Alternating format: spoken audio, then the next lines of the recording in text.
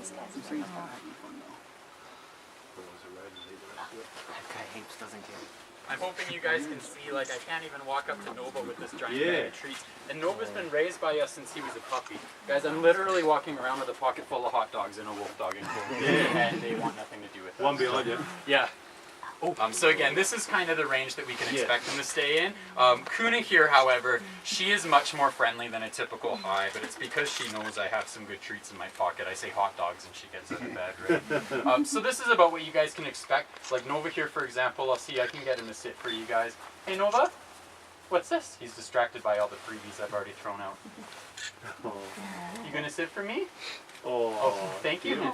So they might not sit for you guys, but you can totally feel free to throw them the odd treat. Just try and keep them in the range here. Again, this is not really normal behavior for a high. This is a very friendly high. As you guys have seen, a lot of the other animals have already taken off, and that's pretty typical. I want you guys to see Kuna's legs, though. She's a very good model for the wolf body structure. Namely, I want you guys to see how much of her height is actually just her leg height. She doesn't really have, guys, the majority of those are a cash grab, as it were, because again, the technology is not really all there yet. The other problem is that wolf and dog genetic is barely different, guys. You got to remember that dogs have descended from wolves, and they're actually technically the exact same species. One is just the domesticated version of the other. Instead is content, and the way that we figure out how much content they have is it's an observation-based thing, and that's why I want to get you guys on the same page here. You can look at the physical traits, you can know biological traits, you can look at behavioral traits. Those are the ways that you can define how much wolf is in a wolf dog. I tend to spend a lot more time on the physical traits though, because I've got models here, so why not take advantage of that? They can yip, but they can't bark. The thing is that barking has popped up in domestic animals because it's their way of communicating with us humans. And wolves never developed a bark because all of their communication has been body language and they didn't require that bark essentially. So they cannot bark, guys. I'm not saying they don't like to, they physically can't do it. So right off the bat, that can be a great way to get a rough phenotype. Let's say you meet a guy in the dog park, he's telling you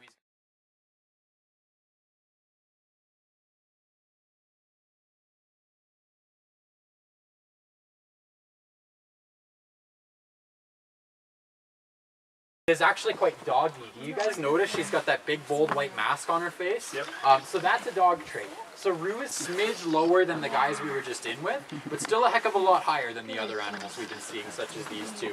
So most of her traits say wolf, but that mask is a very obvious, okay, that's how we can tell she's not quite as high as the other guys. And you can see the kind of apprehensive behavior. She also came as a puppy, and you can still see that apprehensive. The low content you rehome. Oh right, I forgot to give you a better answer. Okay, so how many low contents we rehome? On paper, we try and rehome all of them. But cases like Nikki or these two, which I can give you short answers. Rocky here was an abused animal, the one closest to you, so that's why we didn't rehome.